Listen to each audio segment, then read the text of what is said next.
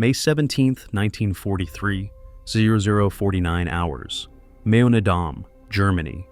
Flight Lieutenant John Hoppy Hopgood, 22 years old, pilot of Lancaster bomber AJM for Mother, descends to attack altitude, 60 feet above Mona Reservoir. His navigator calls altitude 70 feet, 65, 60, holding 60. At 60 feet altitude and 240 miles per hour, there's no margin for error. One mistake, slight descent, momentary distraction, and the Lancaster's belly hits water. 7-ton aircraft traveling 240 mph hitting water surface equals instant death for all 7 crew. But Hopgood maintains perfect altitude, trained for this specific mission for 6 weeks.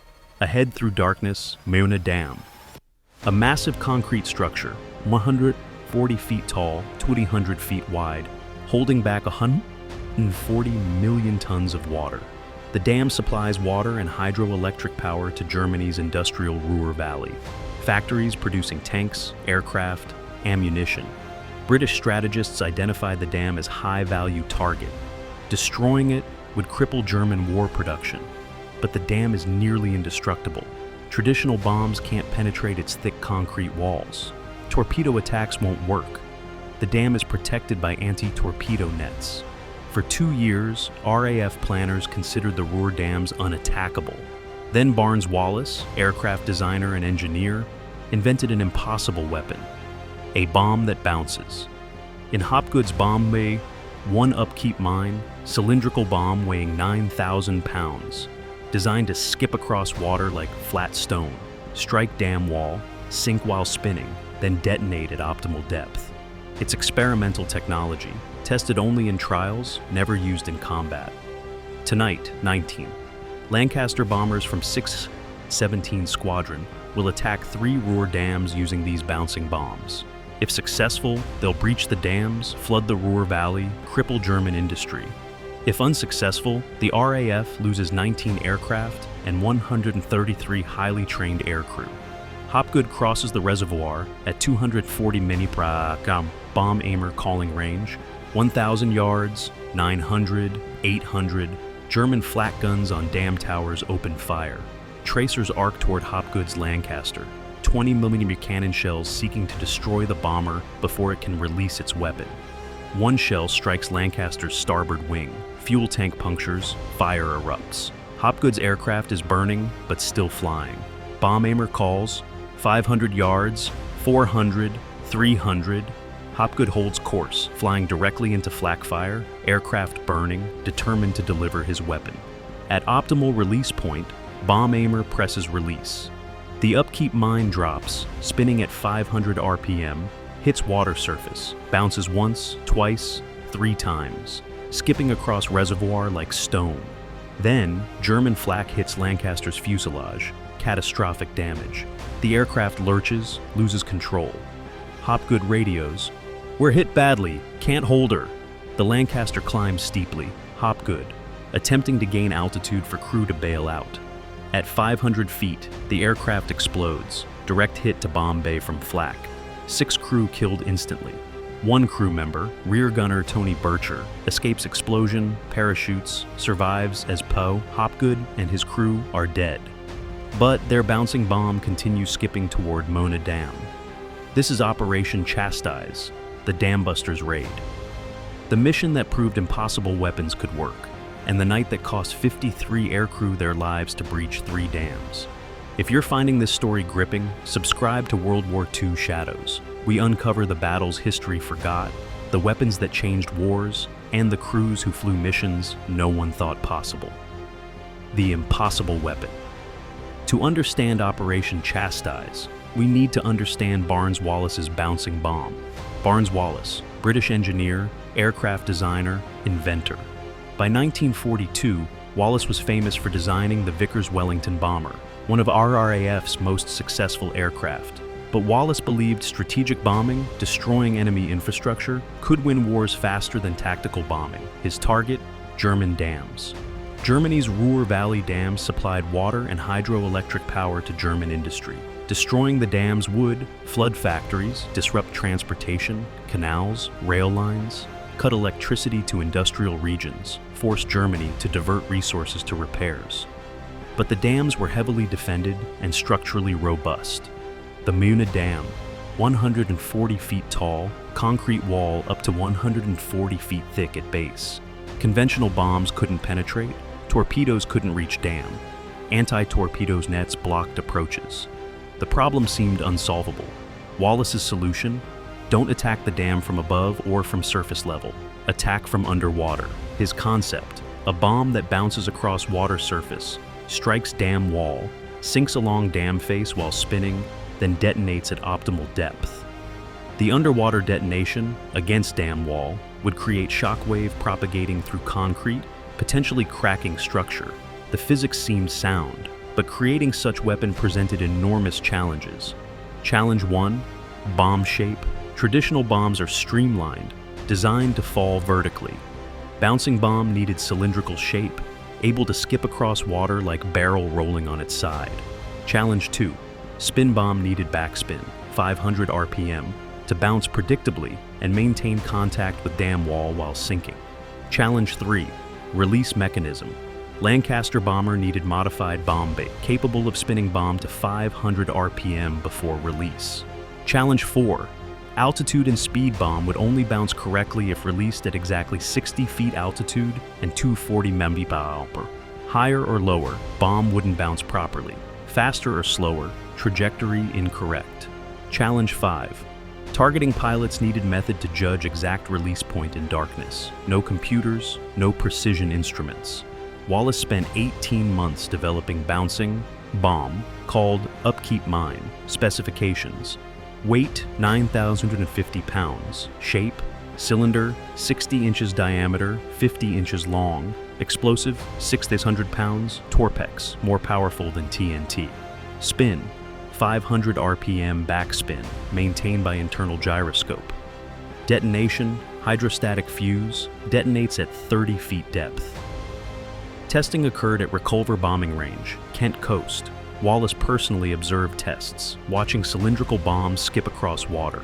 Early tests failed. Bombs shattered on impact, didn't bounce correctly. Wallace adjusted design, reinforcing casing, perfecting spin mechanism. By March 1943, bouncing bomb worked reliably in tests. Wallace presented concept to RAF Bomber Command. Air Chief Marshal Arthur Harris, Bomber Command Chief, was skeptical. Harris preferred carpet bombing, sending hundreds of bombers to destroy cities. Precision strikes on single targets weren't his preference, but Winston Churchill supported Wallace's concept, ordering Harris to approve mission. Harris agreed reluctantly, allocating resources for Operation Chastise. Now, RAF needed pilots capable of flying 60 feet above water at 240 miles darkness. That required exceptional skill and courage. 617 Squadron. The Volunteers March, 1943. RAF formed 617 Squadron, specifically for Operation Chastise. Squadron Commander, Wing Commander Guy Gibson, age 24. Gibson was RAF's most experienced bomber pilot, completed 172 combat missions, received Distinguished Service Order and Bar, Distinguished Flying Cross and Bar. He was aggressive, demanding, tactically brilliant, perfect for high-risk mission. Gibson's orders: form squadron, recruit best crews available, train for special operation. You have 8 weeks. Gibson recruited 21 Lancaster bomber crews, 147 aircrew total. Selection criteria: experienced pilots with 30-plus combat missions, complete crews, pilot, navigator, bomb aimer, flight engineer, wireless operator, 2 gunners. Volunteers only, no one ordered to participate. The crews came from throughout Bomber Command. British crews, majority Canadian crews, 29 aircrew. Australian crews, 13 aircrew. New Zealand crews, 12 aircrew. All were experienced. Most had survived 30-50 bombing missions. They were told, special operation, high risk, critical strategic importance. Cannot reveal details until training complete. Most crews assumed they were training for special target in Germany, but didn't know specifics. Training began April 1943 at RAF Scampton, Lincolnshire. Phase 1, low-level flight training, Crews practiced flying Lancaster bombers at 50 feet altitude, much lower than standard bombing altitude of 15,000, 20,000 feet. Then 100 feet altitude, then 60 feet altitude, the required attack altitude. Flying at 60 feet is extremely dangerous. Any distraction causes descent into terrain or water. Navigational errors result in hitting hills, trees, buildings. Mechanical failures leave no altitude for recovery. Several training. Accidents occurred, aircraft crashed during low-level flights, crews killed. But survivors learned to fly reliably at 60 feet, maintaining altitude precisely even in darkness. Phase 2, speed and approach training. Crews practiced approaching targets at exactly 240 mph per optimal speed for bomb release. Too fast, bomb bounces unpredictably. Too slow, bomb doesn't bounce correctly. Timing had to be perfect. Phase 3, targeting training. Problem: how do pilots judge exact release point? At 240 mph, aircraft travels 350 feet per second. 1 second error means 350 feet off target. Wallace and Gibson developed simple solution: triangulation using spotlights. Each Lancaster equipped with 2 spotlights, one in nose, one in belly, angled so their beams converge at exactly 60 feet below aircraft. When spotlights create single circle of light on water surface, aircraft is at correct altitude. Additionally, bomb aimer uses simple wooden sight, 2 nails on stick, to judge distance to dam. When nails align with dam towers and bomb aimer's vision, aircraft is at optimal release range. Low-tech solutions, but effective. Phase 4, formation training. Mission required 3 waves. Wave 1, 9 aircraft attack, Muna Dam. Wave 2, 5 aircraft attack, Adair Dam. Wave 3, 5 aircraft attack Sorp Dam, backup target. Crews practiced coordinated attacks. First aircraft attacks, if dam not breached. Second aircraft attacks, continuing until breach achieved or all aircraft expended. By May 15, 1943, training complete. Gibson briefs crews on actual mission. Tomorrow night, we attack Ruhr Dams, Muna, Adair, Sorp. We're using experimental bouncing bombs. Never used in combat before. We'll fly at 60 feet altitude across Germany, below radar, avoiding flak. High risk. Critical importance. Questions? Flight Lieutenant David Maltby asked. What's our survival probability? Gibson replied honestly, 50-50. Some aircraft will be lost, but if we succeed, we cripple German industry for months. That's worth the risk. Crews accepted the odds. They had volunteered for this. May 16, 1943. Final preparations. 19. Lancaster bombers prepared, each carrying 1 upkeep bouncing bomb. 133 aircrew board aircraft. At 2100 hours, first Lancasters take off. Operation Chastise begins. The night flight, May 16 to 17. May 16, 1943. 2100-2200 hours. 19. Lancaster bombers depart RAF Scampton. The route, 400 miles from England to Ruhr Valley, flying at 100 to 150 feet altitude to avoid German radar. Navigation in darkness at low altitude requires exceptional skill. Navigators use dead reckoning, calculating position based on speed, time, wind direction. One navigational error, drifting off course, means flying into hills, trees, or German flak positions. The flight is divided into 3 waves. Wave 1, first wave, 9 aircraft targeting Muna Dam, led by Wing Commander Gibson and AJCG for George. Other aircraft, AJM Hopgood, AJP Martin, AJA Young, AJJ Maltby, AJL Shannon, AJZ Maudsley, AJN Knight, AJB Astel. Wave 2, second wave, 5 aircraft targeting Adair Dam, led by Flight Lieutenant McCarthy in AJT. Other aircraft, AJE, AJW, AJF, AJO. Wave 3, reserve wave, 5 aircraft targeting Sorp Dam or backup targets. AJC, AJS, AJH, AJY, AJK. The Lancasters fly low over North Sea, wave top level, heading toward Dutch coast, 22 to 30 hours. Lancasters cross Dutch coast. German coastal radar doesn't detect them, flying below radar coverage. but German listening posts hear aircraft engines, alert flak units. As Lancasters cross into Netherlands, German flak opens fire. Light flak, 20mm and 37mm cannons, fire at low-flying aircraft. Flight Lieutenant Astel's Lancaster, AJB, hit by flak, crashes near Dutch-German border. All 7 crew killed. First loss. Remaining aircraft continue, navigating by moonlight, following rivers and canals. 23:15 hours. First wave approaches Mona Dam. Gibson's Lancaster arrives first. Circles dam, assessing defenses. German flak positions visible. 2 towers on dam, multiple guns firing. Gibson radios formation. Flak moderate, prepare for attack runs. The plan? Aircraft attack one at a time, allowing each bomb aimer clear view of target. First attack, Gibson and AJG. Gibson descends to 60 feet. Spotlight beams converge on water. Speed, 240 mph. Bomb aimer uses triangulation sight. Aligns nails with dam towers. Bomb gone. Gibson's upkeep mine drops, spinning at 500 RPM. Hits water, bounces once, twice, 3 times. Strikes dam wall, sinks along dam face while spinning. Detonates 30 feet underwater. Massive explosion. Water column 1,000 feet high. Gibson circles, observing dam. Dam intact. Small crack visible but no breach. Gibson radios. No apparent breach. Next aircraft attack. Second attack. Hopgood and AJM described an opening. Hopgood's aircraft shot down. Crew killed. His bomb skips across reservoir but overshoots dam. Detonates beyond target. No breach. Third attack. Flight Lieutenant Martin in AJP. Martin's approach perfect. Releases bomb at optimal point. Bomb bounces, strikes dam, detonates. Another massive explosion. Dam still intact, crack widening but no breach. Fourth attack. Squadron Leader Young in AJA. Perfect approach, perfect release. Bomb detonates against dam. Still no breach, but dam structure visibly damaged. Fifth attack.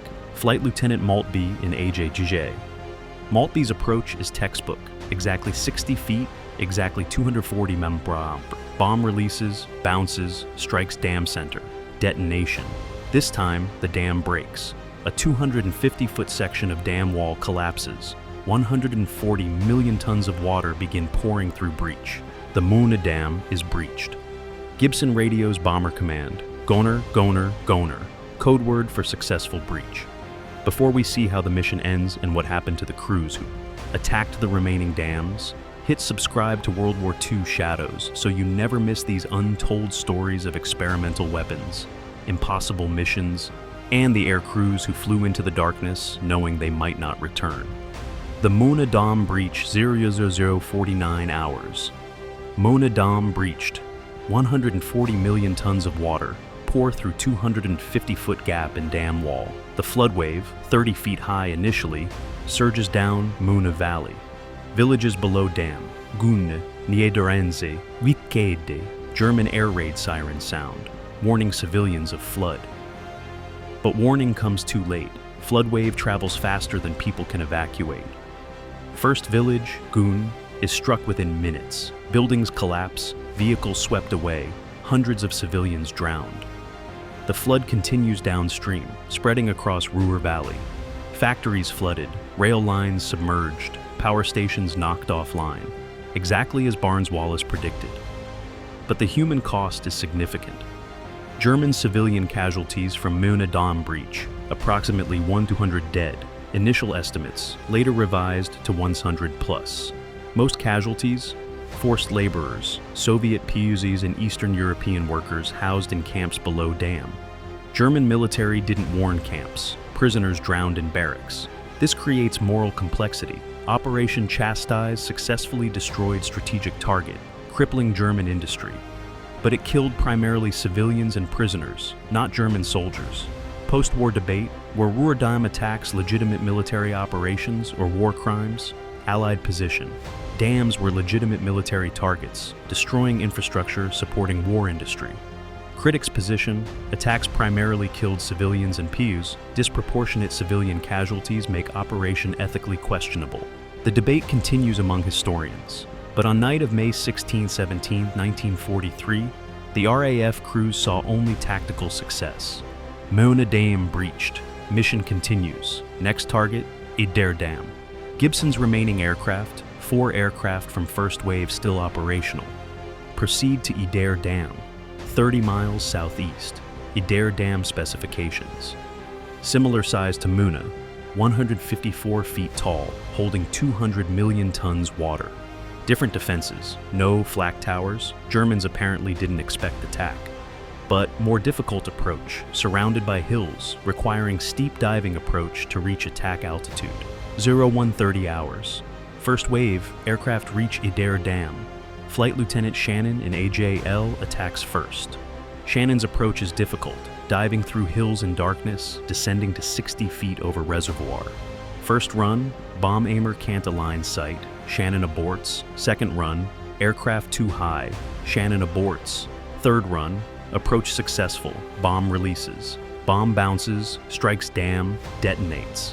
Explosion massive, but dam intact. Squadron leader Maudslay and AJZ attack second. Maudslay's approach troubled, descending late, crossing dam at wrong altitude. Bomb releases late, strikes dam parapet instead. Of dam face. Detonates prematurely, explosion damages Maudslay's Lancaster. Maudslay radios, aircraft damaged, bomb exploded too close, heading home. Maudslay's aircraft crashes en route to England, entire crew killed. Flight Lieutenant Knight in AJN attacks third. Knight's approach perfect, bomb bounces, strikes dam center, detonates at optimal depth. 0154 hours. Adair Dam breaches. A 230-foot section collapses. 200 million tons water flood Adair Valley. Similar flooding pattern, villages submerged, factories flooded. German casualties, approximately 500, including civilians and forced laborers. 2 dams breached. Gibson radios Bomber Command, Goner achieved on Adair, returning to base. Remaining aircraft, Wave 3, attack Sorp Dam, different construction, earthen dam, not concrete. Sorpa Dam attacks less successful, dam damaged but not breached. By 0300 hours, surviving aircraft returned to England. The cost of success, May 17, 1943. Dawn, RAF Scampton, 11. Lancaster bombers return, 8 Lancasters lost, 53 aircrew killed, 3 aircrew captured as PEWs, casualty rate 40%. The lost aircraft and crews, AJB Astel, shot down over Netherlands, 7 killed, AJM Hopgood, shot down at Meona Dam, 6 killed, 1 PU AJE Barlow, hit power lines en route, 7 killed, AJW, Monroe, damaged by flak, returned early, crew survived. AJZ Maudslay, damaged at Adair Dam, crashed en route home, 7 killed, AJH Byers, shot down over Netherlands, 7 killed, AJK Otley, shot down at Meona Dam, 7 killed, AJC Burpee, shot down over Germany, 7 killed, total dead, 53 aircrew. Wing Commander Gibson, Mission Commander, survived. He's personally led attacks on both Meona and Adair dams, drawing German flak fire to protect other aircraft. For his leadership, Gibson received Victoria Cross, Britain's highest military award. Other crew decorations, 34 decorations awarded to surviving 617 squadron members, including 5 Distinguished Service Orders, 10 Distinguished Flying Crosses, 2 Conspicuous Gallantry Medals. But for families of 53 killed aircrew, decorations provided little comfort. Flight Lieutenant Hopgood's mother received telegram. Regret to inform you your son missing in action, presumed killed. Hopgood was 22 years old, engaged to be married. His fiancée received letter he wrote before mission. If you're reading this, I didn't make it back. I want you to know this mission matters. What we're doing will save lives by ending war sooner. I love you. I'm sorry. Similar letters arrived at 52 other families.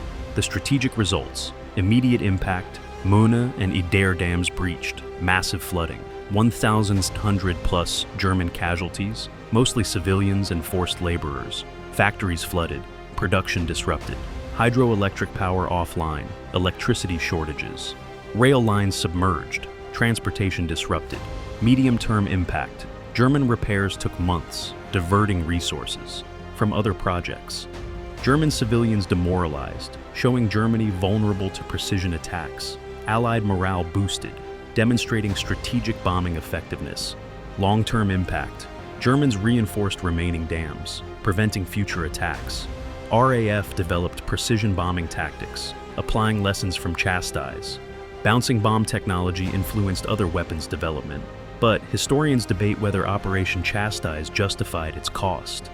Argument for success: destroyed 2 major dams, significant infrastructure damage, disrupted German industry, factories offline for weeks, demonstrated precision bombing capability, boosted Allied morale. Argument questioning success: 1,700+ casualties, mostly civilians and POWs, not German military. 53 aircrew killed, 40% casualty rate, unsustainable. Strategic impact temporary. Germans repaired dams within months. Resources used for Chastise could have been used for other operations. Post-war assessment by military analysts. Operation Chastise was tactical success, but strategic impact limited. The dams were breached, proving precision bombing possible. But German industrial production recovered quickly. Ruhr factories back online within weeks. The propaganda value exceeded military value, showing British capability for daring operations. Wing Commander Guy Gibson survived Operation Chastise. He completed additional combat missions, becoming RAF's most decorated pilot. September 19, 1904, 16 months after Dambusters' raid, Gibson killed in action. He was flying Mosquito bomber on mission over Netherlands when aircraft crashed. Exact cause unknown, possibly mechanical failure, possibly hit by flak. Gibson was 26 years old. He never married. His Victoria Cross is displayed at RAF Museum, London. Barnes Wallis, bouncing bomb inventor, survived war. Post-war, he continued designing aircraft and weapons, including swing-wing aircraft design. He was knighted 1968 for contributions to aviation. He died 1979, age 92. In later interviews, Wallace expressed regret about civilian casualties from Dambusters' raid. "I designed weapon to destroy dams, infrastructure targets. I didn't anticipate so many civilian deaths. War requires difficult decisions, but I carry responsibility for those deaths." Legacy of the Dambusters. The Dambusters raid became legendary, one of most famous RAF operations of WWII. Post-war cultural impact, film, The Dambusters, 1955. British film dramatizing mission, became classic war film, highly successful, frequently broadcast. Theme music composed by Eric Coates, became iconic, still recognized today. Books, multiple books written about operation, by participants, historians, engineers. Memorials, 617 Squadron Memorial at Woodhall Spa, Lincolnshire. Memorial lists names of 53 aircrew killed in operation. Annual commemorations held. Surviving families attend. 617 Squadron continued operations after. Chastise, 617 Squadron became RAF's Specialist Precision Bombing Unit. Missions included attacking V-weapon sites, German rocket launch facilities, attacking Tirpitz battleship with tallboy bombs, attacking submarine pens with Grand Slam bombs, largest conventional bombs of WWII. 617 Squadron still exists, currently operates as RAF's Operational Evaluation and Training Unit. Squadron motto, Après moi le déluge, after me the flood, reference to Dambusters' raid. Technical legacy, bouncing bomb never used again. Specific weapon for specific targets. But precision bombing tactics developed for Chastise influenced. Development of guided weapons, precursors to modern precision-guided munitions.